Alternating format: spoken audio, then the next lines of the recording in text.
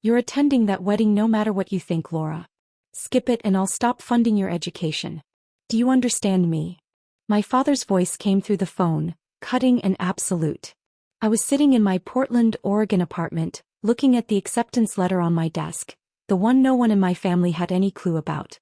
It was for a master's program in environmental engineering, something I'd achieved completely through my own abilities. My name is Laura and I'm 22 years old. Throughout most of my life, I've been the overlooked daughter in a family that only had attention for one individual. My younger sister Jessica. She was the favored child. The one who couldn't make a mistake. The one whose every accomplishment was treated like a major celebration. Me. I was simply the alternative option. The letdown. The one who was there to make Jessica appear superior in contrast. The wedding my father was using to threaten me was Jessica's important day. She was getting married to Trevor, some man from an affluent family who worked in commercial real estate. I'd encountered him precisely twice, and on both occasions he'd gazed past me as if I were part of the decor. They were ideal for each other in that regard. Both so self-centered they could scarcely see beyond their own images. "Dad, I have tests that week," I said, though it wasn't true. I'd already completed my degree 3 weeks prior, summa cum laude with a degree in environmental engineering. I'd crossed that stage with honors, been designated valedictorian of my class, and received a job offer beginning at $110,000 annually. None of them were aware because I hadn't informed them. I'd ceased sharing my successes with my family years before when I understood they didn't have any interest. "Tests can be postponed," he responded sharply. "Your sister's wedding occurs once. Do you believe your mother and I worked hard to put you through school so you could miss family responsibilities?" That statement made me want to laugh, though I suppressed it. Worked hard? They'd covered my first semester of tuition 4 years earlier and leveraged it against me ever since as if they'd purchased me a mansion. Following that initial semester, I'd obtained loans, maintained 3 part-time positions and pursued every scholarship available. I'd funded my own way through college while they poured money into Jessica's sorority expenses, spring vacation trips and luxury clothing. "I'll consider it," I said. "You'll do more than consider it.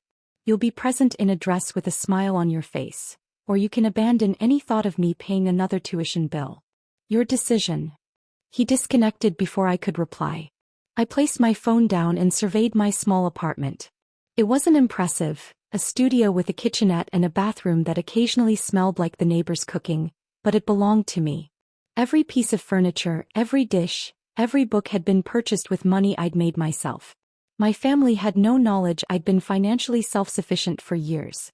The threat regarding tuition was absurd. There was no tuition remaining to cover. I'd completed my degree, graduated at the peak of my class, and secured a position at Thornberry Systems, one of the leading environmental engineering firms in the Pacific Northwest. I was scheduled to begin in 2 weeks, immediately following Jessica's wedding, which I had absolutely no plan of attending. But my father was unaware of that. Neither was my mother. And Jessica? She likely didn't even realize I existed half the time. I grabbed my phone and browsed through the family group chat. It was filled with messages regarding the wedding, flower designs, seating arrangements, dress appointments, rehearsal dinner preparations. My mother had posted approximately 400 photographs of Jessica in different white gowns. Each one included with effusive commentary about how beautiful she appeared, how fortunate Trevor was, how this was the most joyful day of their lives. Not a single time had anyone inquired how I was managing. Not once had anyone recognized that I was completing my final year of college. When I'd brought up my graduation date a month earlier, my mother had replied with, "That's nice, honey," and instantly shifted the topic to Jessica's bachelorette celebration. I'd ceased anticipating anything different years ago. Jessica was the performer and I was the stagehand. That was the family structure and it wasn't going to transform. But what they didn't realize, what they'd never taken the time to discover, was that I'd evolved beyond requiring their validation. I'd constructed a life they understood nothing about, accomplished things they'd never acknowledged, and established a future that had nothing to do with them. The envelope rested on my desk, substantial and formal. Inside was a cashier's check for the precise amount my parents had contributed toward my first semester of college 4 years ago. I'd computed it down to the penny, $12,350. It had required me months to accumulate it, putting aside portions of my paychecks and surviving on ramen and reduced-price groceries. But I'd achieved it. I wasn't presenting it to them out of duty or appreciation. I was presenting it to them to sever the final thread that connected me to their authority. Once they possessed this money back, they'd have no power over me. No threats, no manipulation, nothing. The wedding was in 2 days. I'd already determined I wasn't going, but I hadn't informed them yet. I wanted to witness the expression on my father's face when I gave him that envelope. I wanted him to understand that his threats carried no weight, that I didn't require him or his money, and that I'd succeeded despite them, not thanks to them. Perhaps it was petty. Perhaps I should have simply severed ties quietly and progressed. But after years of being handled like I didn't exist, I wanted them to know precisely what they'd forfeited. Growing up in my family felt like existing in a spotlight that was perpetually directed at someone else. Jessica was 3 years younger than me, and from the instant she was born, everything centered around her. She was the attractive one, the charismatic one, the one who could manipulate my parents around her little finger with a single smile. I, conversely, was practical, reserved, concentrated on school because that was the sole place I felt like I had value. My parents never stated I wasn't sufficient, but they didn't need to. Their behavior made it obvious. When I achieved honor roll in middle school, my mother looked at the certificate and said, "That's wonderful, sweetie," before returning to assist Jessica practice for her dance recital. When I secured a regional science fair in high school, my father touched me on the shoulder and said, "Good job," then devoted the remainder of dinner discussing Jessica's cheerleading squad advancing to nationals. I discovered early on that my accomplishments were footnotes in the narrative of Jessica's life. By the time I reached college, I'd abandoned attempting to compete for their notice. I concentrated on my studies, performed my jobs, and constructed a life independent from theirs. I returned home for holidays because it was required, but I ceased sharing information about my classes, my internships, or my intentions for the future. What was the purpose? They weren't paying attention anyway. Jessica, meanwhile, breezed through a business degree at a state school financed completely by our parents. She became part of a sorority, attended parties, and shared endless photographs of herself on social media, appearing glamorous and carefree. She graduated with average grades and no employment opportunities, but that was irrelevant. She'd encountered Trevor during her senior year, and he had wealth and contacts, which was all my parents valued. The engagement had been revealed 6 months ago at a family dinner I'd reluctantly participated in. Jessica had risen, displayed a massive diamond ring, and squealed about how Trevor had proposed during a weekend excursion to wine country. My mother had shed tears of happiness. My father had shaken Trevor's hand and welcomed him to the family.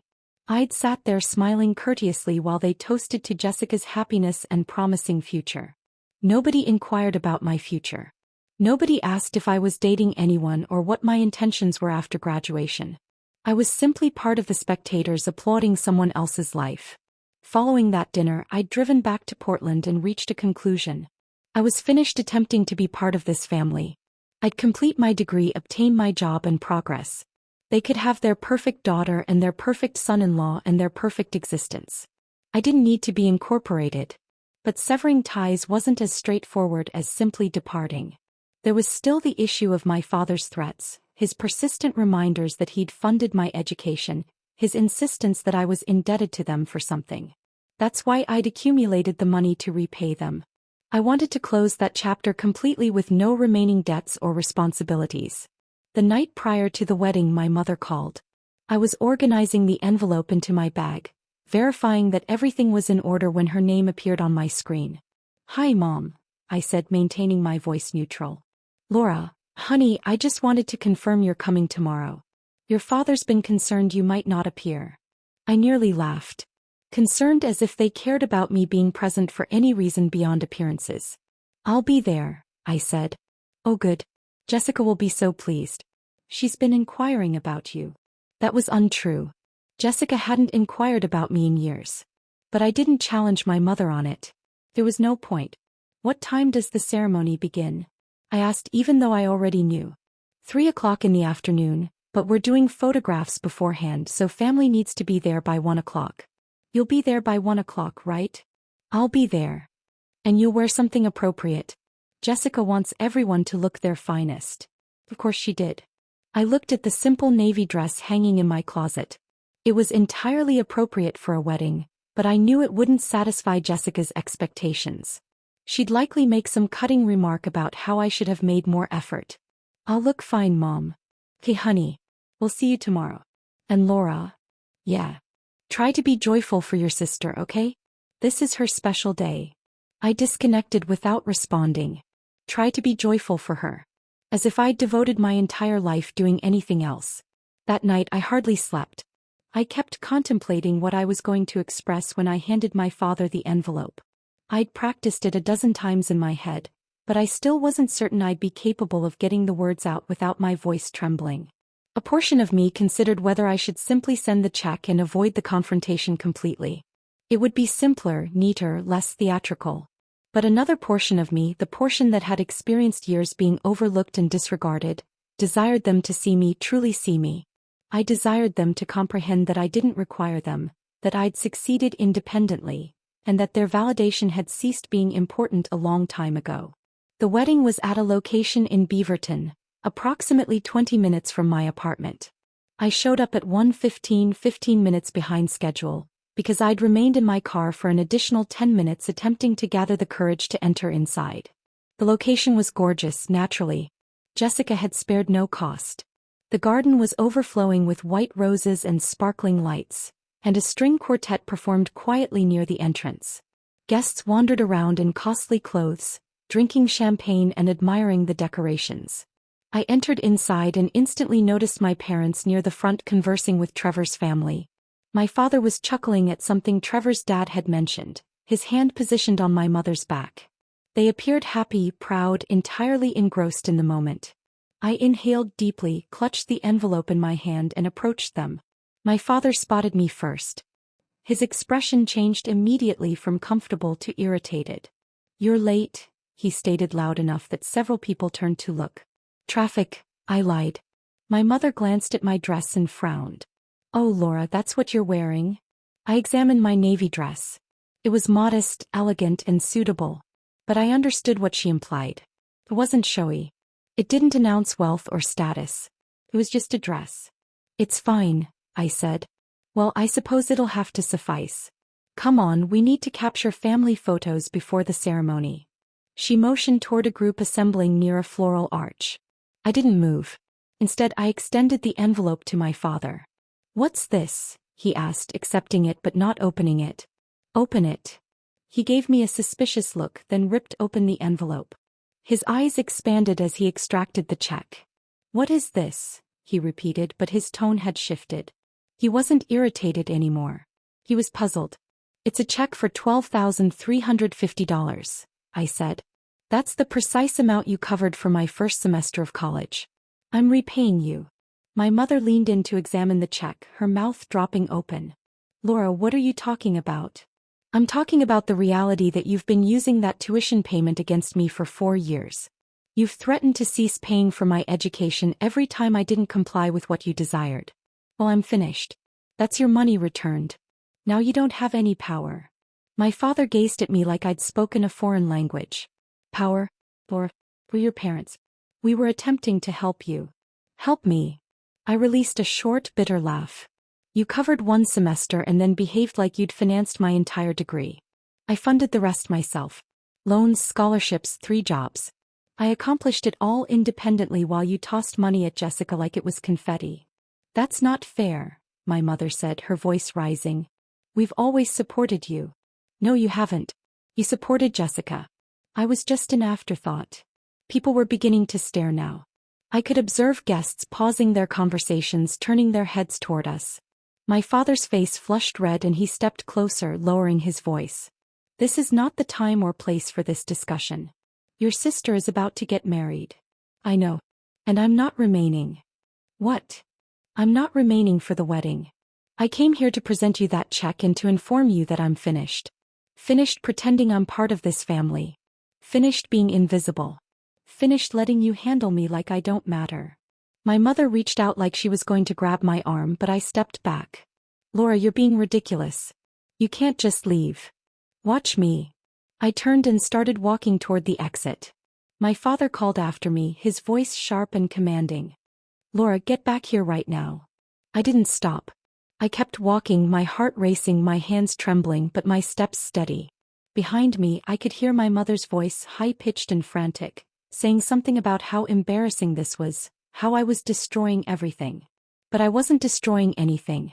For the first time in my life, I was selecting myself. I reached my car and sat behind the wheel, gripping the steering wheel so firmly my knuckles turned white. Part of me anticipated my father to come rushing after me, to demand I return, to threaten me with something new, but he didn't.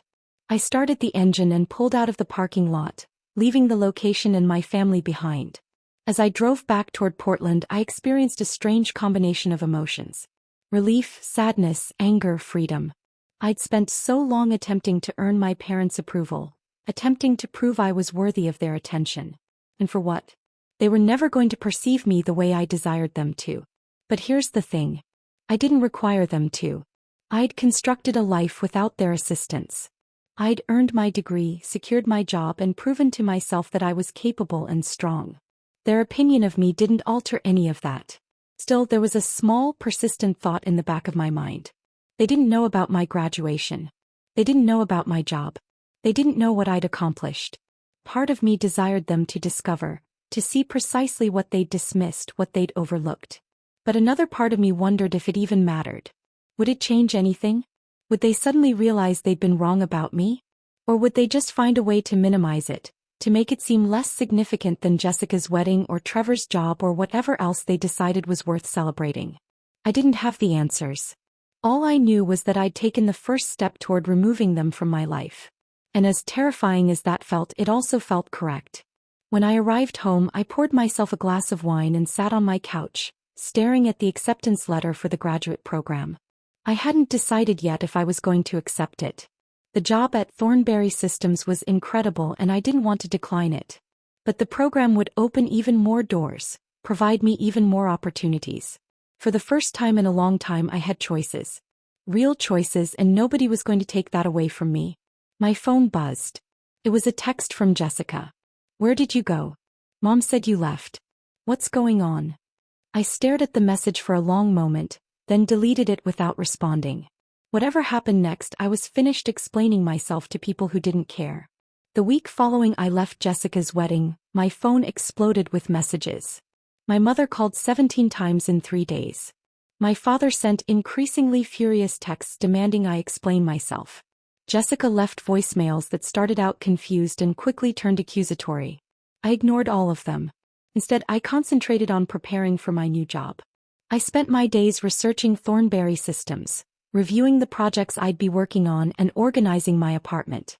I purchased professional clothes, set up a home office space, and tried to convince myself that cutting off my family had been the right decision. Most of the time I believed it. But late at night when I couldn't sleep, doubts crept in. Had I overreacted? Should I have just endured it and attended the wedding? Was I being petty and vindictive? Then I'd remember the way my father had looked at me when I handed him that check. Not with understanding or pride, but with confusion and irritation, like I'd interrupted something significant.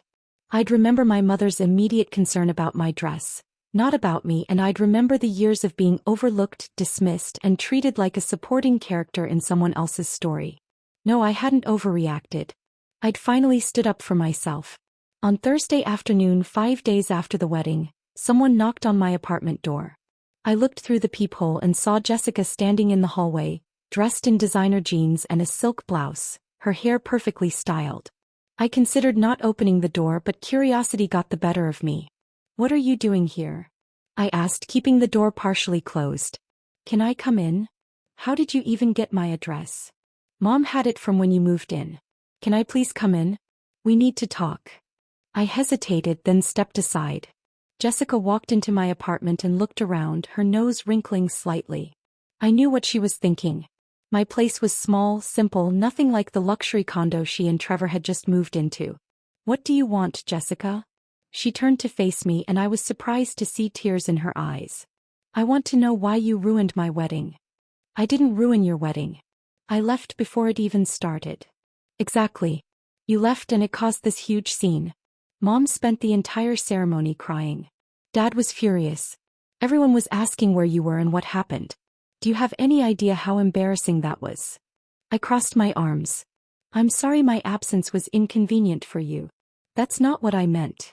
She wiped at her eyes, smudging her mascara. I just don't understand. Why would you do that? Why would you give Dad that money and just walk out? Because I'm tired of being treated like I don't matter. What are you talking about? You matter. You're my sister. I laughed, but there was no humor in it. Really? When's the last time you asked me how I was doing? When's the last time Mom or Dad came to one of my events or celebrated one of my accomplishments? Jessica looked genuinely confused. What accomplishments? And there it was, the proof that I'd been invisible all along. I graduated 3 weeks ago, I said quietly. Summa cum laude valedictorian. I gave a speech at the ceremony. None of you came because none of you knew about it. I didn't tell you because I knew you wouldn't care. Her mouth fell open. You graduated? Why didn't you say anything? Because every time I tried to talk about my life, you or Mom or Dad changed the subject to talk about you. Your sorority, your boyfriend, your wedding, your plans. There was never room for me in the conversation. Jessica sank onto my couch, looking genuinely shaken. I didn't know. Of course you didn't. You never asked. Laura, I'm sorry. I really am. I didn't realize that you were the only one Mom and Dad cared about. That I spent my entire childhood and most of my adult life trying to get them to notice me. That I worked 3 jobs to fund college while they gave you everything. She flinched. That's not fair. I didn't ask them to do that. No, but you never questioned it either. You never once thought about how it might feel to be me. Always standing in your shadow, always being compared to you and falling short. I never compared us. That was Mom and Dad. And you benefited from it. I sat down in the chair across from her. Look, I'm not angry at you, Jessica. Not really. You didn't create this dynamic, but you didn't do anything to change it either. And neither did I until now. She was quiet for a long moment, staring at her hands. What happens now? I don't know. I start my new job on Monday. I'm moving on with my life, without us, without expectations, without needing your approval or Mom and Dad's validation. If you want to be part of my life, you're going to have to actually be interested in my life, not just show up when it's convenient. Jessica nodded slowly. I can try. I want to try. Then start by listening. I got a job at Thornberry Systems. I'm going to be working on environmental engineering projects, designing sustainable water systems. I'm making 6 figures. I'm also considering a graduate program that would let me specialize in environmental policy. Her eyes widened. Laura, that's amazing. I had no idea. Nobody did because nobody asked. She stood up, looking uncertain. I should go. Trevor's waiting in the car. But Laura, I really am sorry and I'm proud of you. For what it's worth. I walked her to the door. As she stepped into the hallway, she turned back. Are you going to talk to Mom and Dad? I don't know. Maybe eventually, but not now. I need space. She nodded and left. I closed the door and leaned against it, feeling exhausted. The conversation had been emotionally draining, but it had also felt necessary. Maybe Jessica would actually make an effort. Maybe she wouldn't. Either way, I'd said what I needed to say. My phone buzzed. It was a text from my father. Your mother is devastated. You owe her an apology. I stared at the message, anger rising in my chest. Even now, after everything, he was making it about them, about how my actions had hurt them. Not once had he acknowledged how they'd hurt me. I typed out a response and deleted it 3 times before finally settling on something simple. I don't owe anyone anything. I paid you back. We're even. His reply came immediately. That money doesn't erase 18 years of raising you. You're being selfish and ungrateful. Selfish. The word stung because part of me worried he was right. But the larger part of me knew he was wrong. Taking care of yourself isn't selfish. Setting boundaries isn't ungrateful. And refusing to accept mistreatment isn't a character flaw. I turned off my phone and went to bed early, trying to clear my head before my first day at the new job. My first week at Thornberry Systems was overwhelming in the best way possible. The office was modern and bright, with an open floor plan and floor-to-ceiling windows overlooking the city. My team consisted of 6 other engineers, all brilliant and passionate about environmental sustainability. My supervisor, Gretchen, was a woman in her 50s who'd been in the industry for decades and had a reputation for being both demanding and supportive. I threw myself into the work, grateful for the distraction. We were in the early stages of designing a water reclamation system for a municipality outside Seattle, and I spent hours running calculations, reviewing environmental impact assessments, and collaborating with the team on design solutions. For the first time in weeks, I felt like myself again. Not someone's daughter or someone's sister, just Laura, an engineer doing work that mattered. On Friday afternoon, Gretchen called me into her office. "How's your first week been?" she asked, gesturing for me to sit. "Good. Really good. I'm learning a lot." "You're doing excellent work. I've been impressed with your contributions this week." She paused. "I also wanted to mention something. We're putting together a proposal for a major project with the city of Portland. It's a comprehensive sustainability initiative. Water systems, waste management, green infrastructure. If we win the contract, it'll be one of the biggest projects the company has ever taken on." "That sounds incredible." "It is. And I want you on the team. You'd be working closely with me and 2 senior engineers. It's a lot of responsibility, especially for someone just starting out, but I think you can handle it." I felt a surge of excitement. I'd love to be part of it. "Good. We're presenting the proposal to the city council in 3 weeks. I'll need you to help with the technical documentation, and be prepared to answer questions during the presentation." I left her office feeling energized and proud. This was exactly the kind of opportunity I'd worked so hard for. And I'd earned it on my own merit, not because of family connections or favoritism. That evening, I met up with Kelsey, my best friend from college. She was one of the few people who knew the full story of my family dynamics. We met at a small restaurant in downtown Portland, and I filled her in on everything that had happened since the wedding. "I still can't believe you actually handed him a check and walked out," she said, shaking her head in admiration. "That's the most badass thing I've ever heard." It didn't feel badass at the time. It felt terrifying. "But you did it anyway. That's what matters." She took a sip of her wine. "Have you heard from them since Jessica came by?" "My dad keeps texting me. My mom leaves voicemails.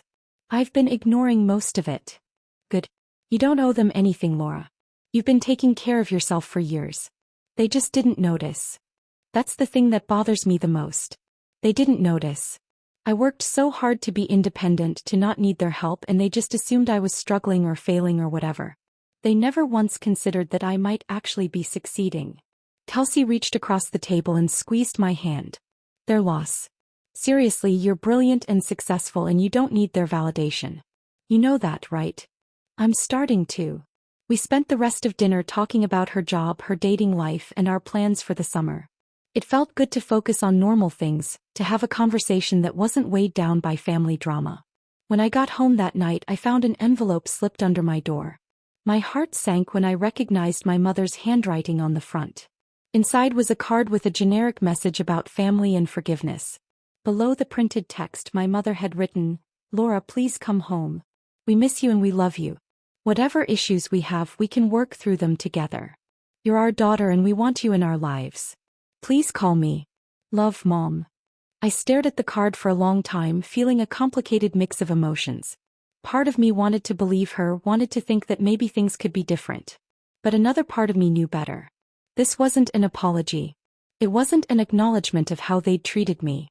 It was just a plea for me to come back and pretend everything was fine. I set the card aside and went to bed, but sleep didn't come easily. My mind kept replaying memories.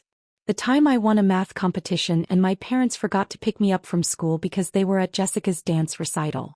The Christmas when I got practical gifts like socks and a calculator while Jessica got a new laptop and designer purse. The countless dinners where I sat silently while everyone discussed Jessica's life. And then I thought about the future I was building for myself.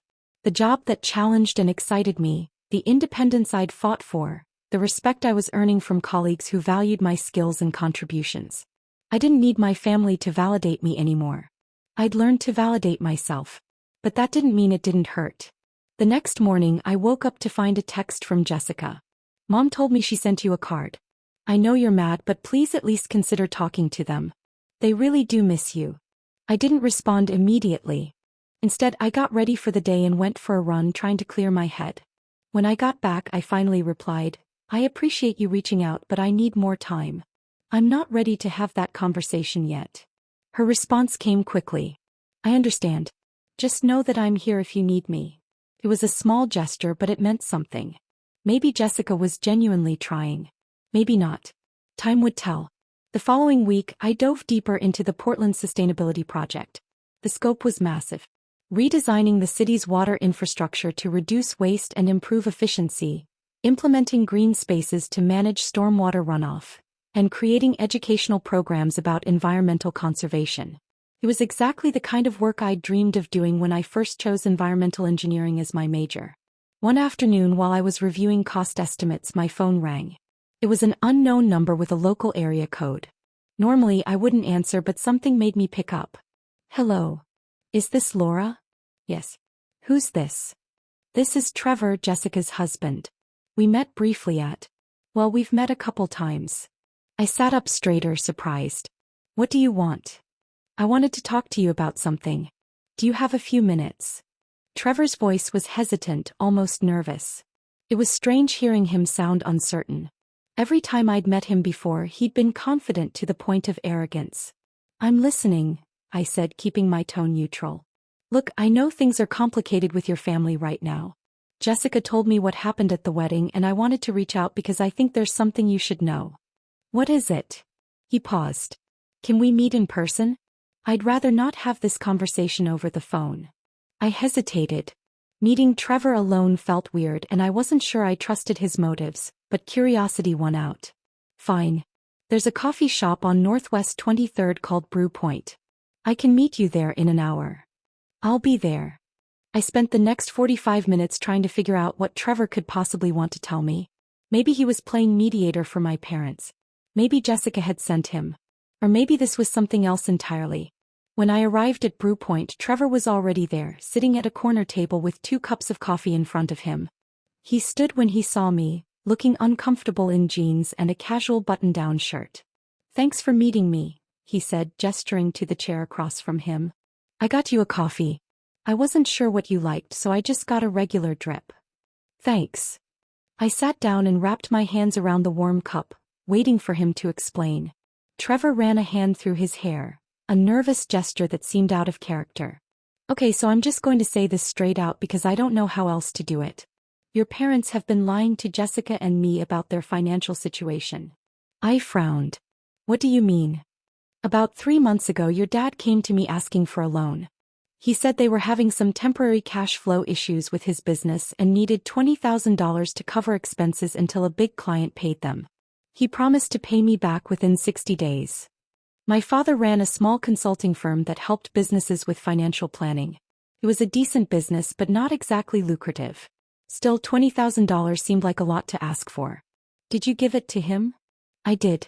He's family and I wanted to help. But the 60 days came and went, and when I asked about it, he kept making excuses. First, it was that the client payment was delayed. Then it was that they had some unexpected expenses. Eventually, he told me he'd pay me back after Jessica's wedding. Let me guess, he hasn't paid you back? No.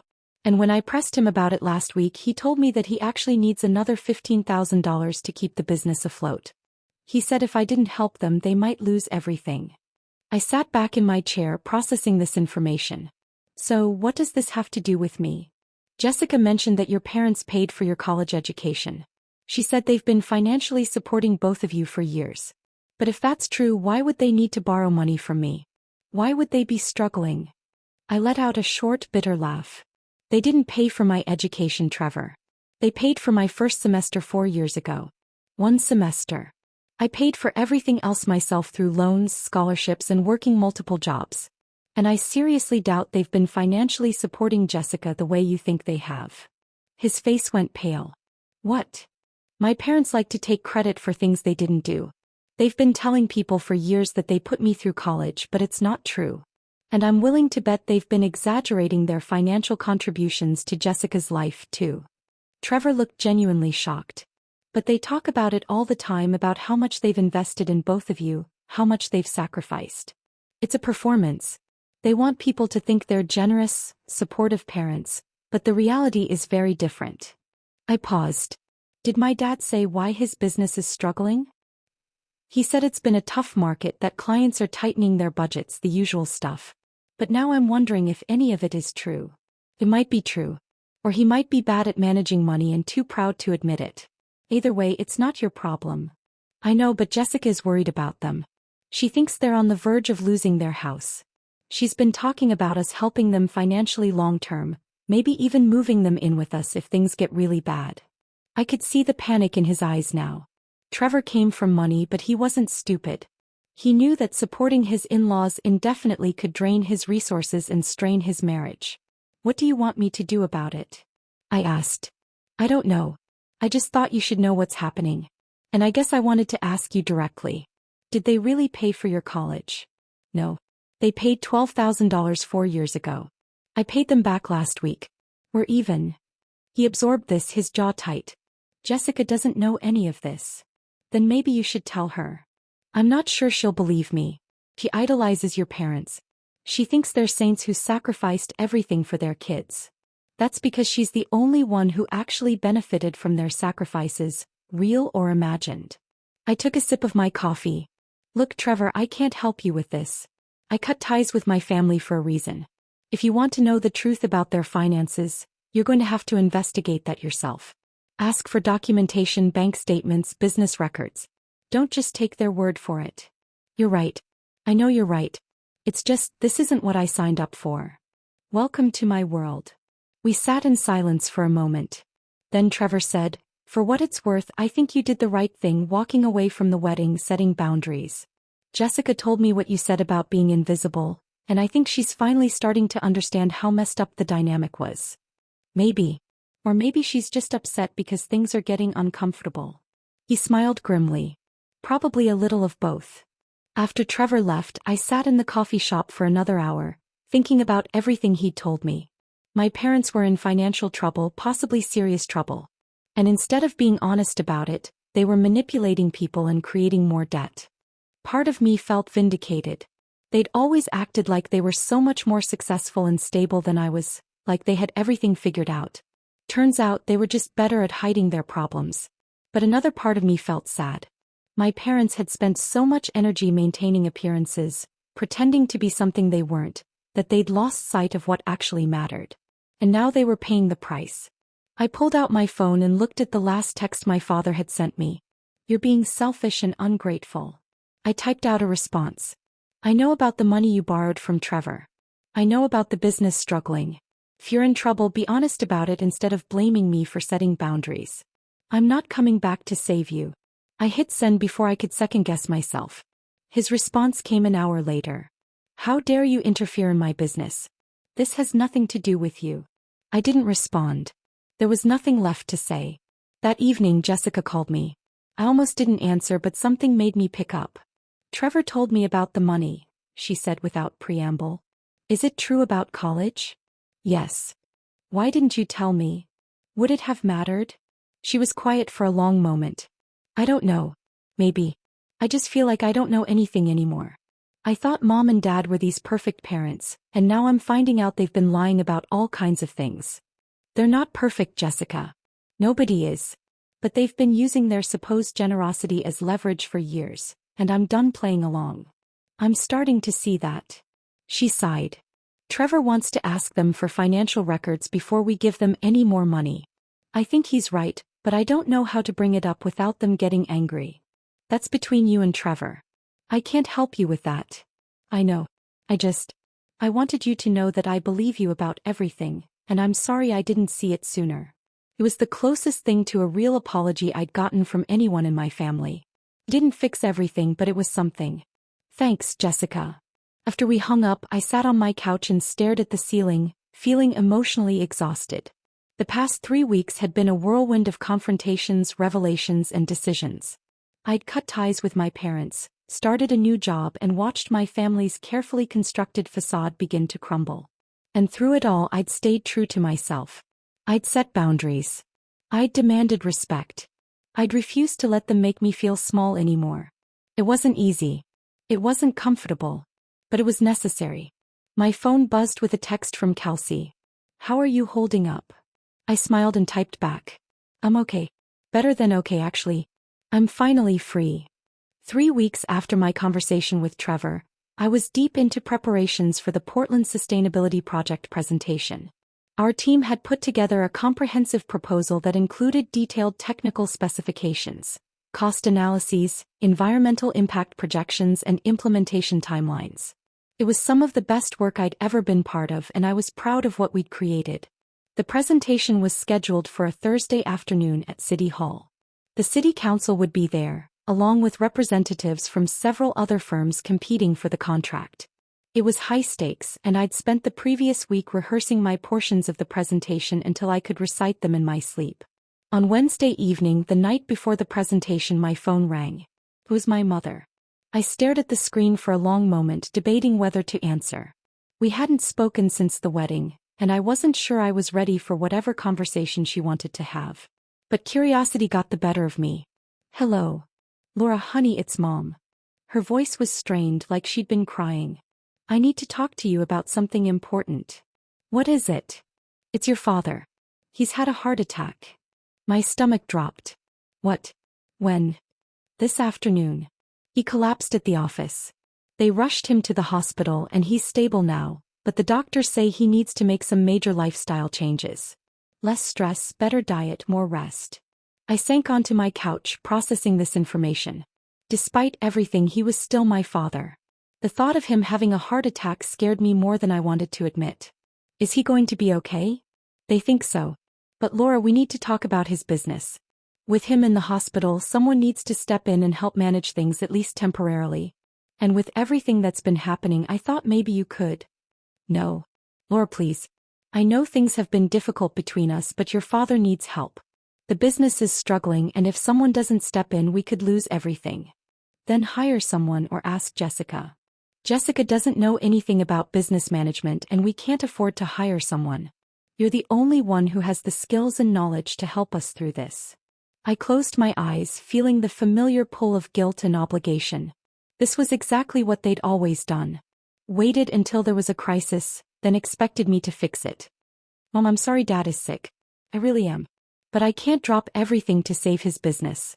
I have my own career, my own responsibilities." "Your career can wait. This is family. Family works both ways. You can't ignore me for years and then expect me to come running when you need something." "We never ignored you, Laura.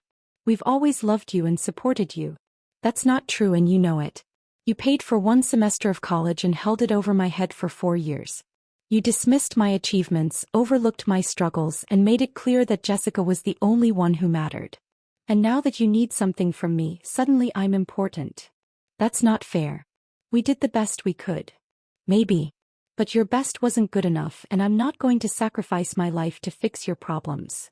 She was silent for a moment. When she spoke again, her voice had turned cold. "So that's it. You're just going to abandon us when we need you most." "I'm not abandoning you. I'm setting boundaries. If you need help with Dad's business, hire a consultant. If you need emotional support, call Jessica. But don't ask me to give up everything I've worked for to bail you out." "Fine. I can see we can't count on you. I'll figure something else out." She hung up before I could respond. I sat there holding my phone, feeling shaken. Part of me wondered if I'd made the wrong choice, if I was being too harsh. But another part of me knew I'd done the right thing. I couldn't keep sacrificing myself for people who only valued me when they needed something. That night I barely slept. My mind kept replaying the conversation with my mother, imagining worst-case scenarios where my father died and my family blamed me for not helping. But I also kept reminding myself of all the times they'd dismissed me, all the ways they'd made me feel worthless. I couldn't let guilt manipulate me into going back. The next morning, I got up early and put on my best professional outfit, a charcoal gray suit with a cream blouse. I styled my hair carefully, applied minimal makeup, and checked my reflection in the mirror. I looked confident, capable, like someone who belonged in a room full of city officials and business leaders. At the office, my team gathered for a final run-through of the presentation. Gretchen gave us a pep talk about staying calm and confident, answering questions directly, and remembering that we had the best proposal. "You've all done incredible work on this," she said, looking at each of us. "The council would be lucky to work with us. Remember that." We arrived at City Hall 30 minutes early and set up in the conference room. The space was impressive. High ceilings, wood paneling, a long table where the council members would sit. Other firms were setting up their presentations too, and I recognized a few competitors from industry conferences. At exactly 2 o'clock, the council members filed in and took their seats. There were 7 of them, a mix of men and women ranging from their 30s to their 60s. The council president, a woman named Diane, called the meeting to order. Thank you all for being here today. We'll be hearing presentations from 4 firms competing for the Portland Sustainability Initiative contract. Each firm will have 30 minutes to present, followed by 15 minutes for questions. Let's begin with Thornberry Systems. Gretchen stood and launched into the opening portion of our presentation, outlining the scope and vision for the project. Then she turned it over to Marcus, one of the senior engineers, who walked through the technical specifications for the water infrastructure redesign. When it was my turn, I stood and approached the screen where our slides were displayed. My heart was pounding, but I kept my voice steady. Good afternoon. I'm Laura, and I'll be discussing the environmental impact assessment and long-term sustainability metrics for this project. I clicked to the first slide, which showed projected water conservation numbers over a 20-year period. I'd spent hours on these calculations, verifying every figure, making sure our predictions were both ambitious and realistic. Based on our models, implementing this water reclamation system would reduce municipal water consumption by 32% in the first 5 years, with that number increasing to 48% by year 10 as the system reaches full optimization. I walked them through the data, explaining the methodology, addressing potential concerns, and highlighting the environmental benefits. As I spoke, I could see some of the council members nodding, taking notes, leaning forward with interest. When I finished my section, I handed the presentation back to Gretchen, who closed with budget projections and implementation timelines. The whole presentation took exactly 28 minutes. Thank you, Diane said. Now we'll open the floor for questions. The questions came fast and intense. The council members wanted to know about permit requirements, construction timelines, maintenance costs, and community impact. Our team fielded each question smoothly, drawing on weeks of preparation and research. One council member, a man in his 50s named George, focused specifically on the environmental impact section. Laura, your projections are impressive, but they seem optimistic. What happens if we don't see these conservation numbers? What's the contingency plan? I'd anticipated this question. We've built in conservative estimates at every stage. The 32% reduction in year 5 assumes standard adoption rates and typical weather patterns. Even in a worst-case scenario, say slower public adoption or a particularly wet year that reduces the urgency of conservation, we'd still see a minimum 20% reduction. And our implementation plan includes quarterly assessments, so we can adjust strategies in real time if needed. He seemed satisfied with that answer. A few more questions followed, mostly technical details that Marcus and Gretchen handled expertly. When the 15-minute question period ended, Diane thanked us and called a brief recess before the next presentation. We gathered our materials and moved to the hallway. Gretchen had a huge smile on her face. That was excellent. You all did fantastic, especially you, Laura. You handled those environmental questions like a pro. Thanks. I was nervous about that part. You didn't show it. You came across as confident and knowledgeable, exactly what they need to see. We waited while the other 3 firms presented. I tried to focus on reviewing our proposal, looking for any weaknesses in case we needed to submit revisions, but my mind kept drifting. I thought about my father in the hospital, my mother's phone call, the weight of family expectations that I'd finally managed to shake off. And then I thought about this presentation, this opportunity, this career I'd built entirely on my own. I'd earned my place in this room. Nobody had given it to me. Nobody had pulled strings or made calls on my behalf. It was mine. After all 4 presentations were complete, Diane addressed the room. Thank you to all the firms who presented today. The council will deliberate over the next week and announce our decision at next Thursday's public meeting. We appreciate the time and effort that went into these proposals. We packed up and headed back to the office. The energy in the car was buzzing with excitement and nervous anticipation. Gretchen treated the whole team to an early dinner at a nice restaurant downtown, and we spent the evening decompressing and analyzing how the presentation had gone. I think we have a real shot at this, Marcus said, raising his glass. Honestly, our proposal was stronger than anything else they saw today. Don't get overconfident, Gretchen warned, but she was smiling. But yes, I think we did well. Now we wait. When I got home that night, I found another envelope under my door. This time it was from my father, his handwriting shaky but recognizable. Inside was a short letter. Laura, your mother told me about your conversation last night. I'm disappointed in your decision, but I suppose I shouldn't be surprised. You've made it clear that your career is more important than family. I hope you can live with that choice. When I'm gone, remember that I asked for your help and you refused. Dad. I read it twice, feeling a mix of anger and sadness. Even from a hospital bed, even after a heart attack, he was trying to manipulate me with guilt. The letter wasn't an attempt to mend our relationship or acknowledge his part in our estrangement. It was a weapon designed to make me feel like a terrible daughter. I walked to my kitchen, turned on the stove, and held the letter over the flame until it caught fire. I dropped it into the sink and watched it burn, the paper curling and blackening, his words turning to ash. I wasn't going to carry his guilt anymore. The next week crawled by. Every day at work felt like waiting for exam results. We'd submitted our proposal, done our best, and now the decision was out of our hands. I tried to focus on other projects, but it was hard to concentrate. On Tuesday evening, Jessica called. Hey, she said. I heard about Dad. Mom said you refused to help with the business. That's not exactly what happened, but sure. I'm not calling to lecture you. Actually, I wanted to tell you that Trevor and I talked to Mom and Dad about their finances. We asked to see bank statements and business records, and it's worse than we thought. Dad's business has been losing money for over a year. They've been living on credit cards and loans, using new debt to pay off old debt. They're in serious trouble. What are you going to do? Trevor's arranging for them to meet with a financial advisor, someone who can help them restructure their debt and maybe file for bankruptcy if it comes to that. We're also setting up a meeting with a business broker to see if Dad's firm has any value as a sale. That sounds like the right move. Yeah. And Laura? Trevor asked them directly about your college tuition. Dad admitted he only paid for one semester. Mom tried to defend it, said they'd planned to pay for more but couldn't afford it.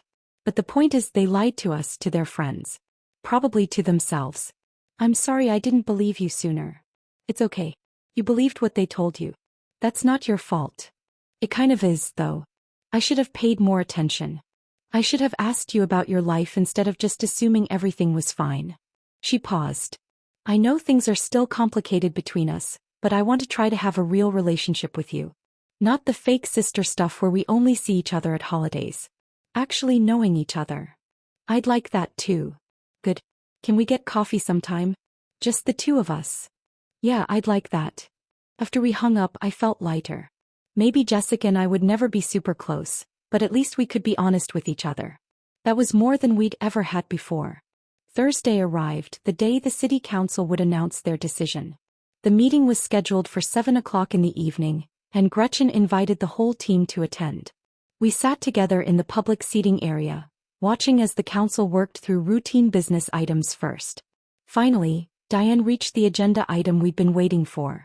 Next, we have the announcement regarding the Portland Sustainability Initiative contract. After careful deliberation and review of all 4 proposals, the council has reached a unanimous decision. My heart was pounding so hard I could feel it in my throat. The contract will be awarded to Thornberry Systems. Their proposal demonstrated the most comprehensive approach to environmental sustainability, the most realistic timeline, and the strongest technical expertise. Congratulations to the Thornberry team. The conference room erupted in applause. Gretchen grabbed my hand and squeezed it, her eyes shining with excitement. Marcus was grinning ear to ear.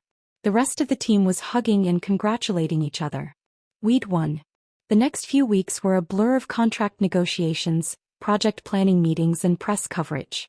The Portland Sustainability Initiative was big news in the local environmental community, and several media outlets wanted to interview the team behind it. Gretchen selected me to participate in a few of these interviews, and I found myself being quoted in the newspaper and featured in a local business journal article about young professionals making an impact. One article included my photo and a brief bio mentioning that I'd graduated valedictorian from my engineering program. The day it was published, I received a text from Jessica. Mom saw the article. He's freaking out. Just wanted to give you a heads up. Sure enough, an hour later my mother called. I let it go to voicemail, but I listened to the message later. Laura, I saw the article about your project. I had no idea you were working on something so important. Your father and I are very proud of you.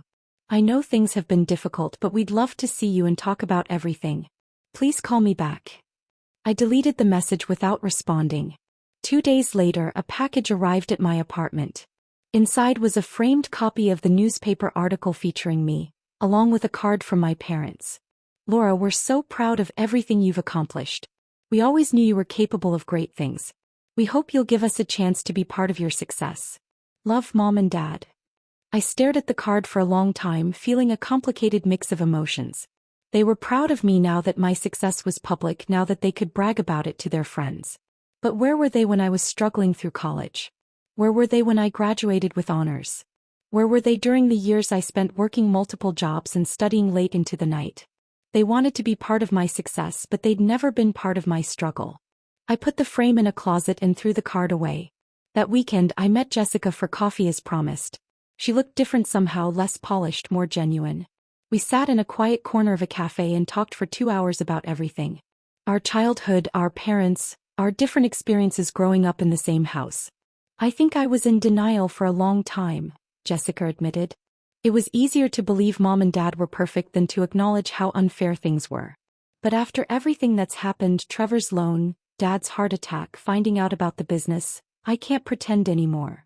It's hard to see your parents as flawed human beings instead of infallible authority figures. Yeah. And I feel guilty too. Guilty that I benefited from their favoritism. Guilty that I didn't stand up for you. Guilty that I just accepted everything without questioning it. You were a kid, Jessica. You can't blame yourself for how they chose to treat us. Maybe not, but I can take responsibility for how I treat you now. She looked at me seriously. I want you to know that I see you, really see you, and I'm impressed as hell by what you've accomplished. The project, your job, everything. You did it all on your own, and that's incredible. Thank you. That means a lot. We made plans to meet for lunch the following week, and when we parted ways, I felt hopeful that maybe we could build something real. The following Tuesday, I received an email from my father. It was short and formal. Laura, I wanted to inform you that I'm selling the business. The heart attack was a wake-up call that I need to make significant changes in my life. I'll be retiring and focusing on my health. Your mother and I are also downsizing to a smaller house to reduce our financial burden. I know our relationship has been strained, but I hope you can understand that I did my best as a father. If you're willing, I'd like to meet for coffee sometime to talk. No pressure, just a conversation. Dad. I read the email 3 times looking for manipulation or guilt trips, but it seemed genuine. For the first time, my father was acknowledging that things had been strained without blaming me for it. I didn't respond immediately. I needed time to think about whether I wanted to have that conversation, whether I was ready to potentially rebuild some kind of relationship with my parents. A month later, I received a promotion at work. Gretchen called me into her office and offered me a position as a junior project manager, which came with a significant raise and more responsibility on the Portland project. You've proven yourself, Laura. You're smart, dedicated, and you handle pressure well. I think you're ready for this next step. I accepted immediately, feeling overwhelmed with gratitude and pride. That evening, I called Kelsey to share the news. That's amazing. We need to celebrate. Dinner tomorrow night. Absolutely. And hey, have you thought any more about the graduate program? The application deadline is coming up. I had been thinking about it. The program would mean 2 more years of school, but it would also open up opportunities for leadership roles in environmental policy. I could make an even bigger impact. I think I'm going to apply. I can do it part-time while working, and Thornberry has a tuition reimbursement program. Do it. You've come so far, Laura. Don't stop now. He was right. I'd worked too hard to stop pushing forward. I spent the next few weeks balancing my new responsibilities at work with my graduate school application. I wrote essays about my passion for environmental sustainability, my vision for creating systemic change, and my commitment to using engineering as a tool for social good. I also finally responded to my father's email. Dad, I appreciate you reaching out. I'm open to having coffee and talking, but I need you to understand that things can't go back to how they were. If we're going to have a relationship moving forward, it needs to be honest and equal. Let me know when you're available. His response came the next day. I understand. How about next Saturday at 10 o'clock? There's a cafe near my house called Morning Grounds. I'll be there. I arrived at the cafe 15 minutes early, my stomach full of butterflies. When my father walked in, I barely recognized him. He'd lost weight, his face was drawn, and he moved carefully like someone still recovering from serious illness. We ordered coffee and sat down at a table by the window. "Thank you for coming," he said.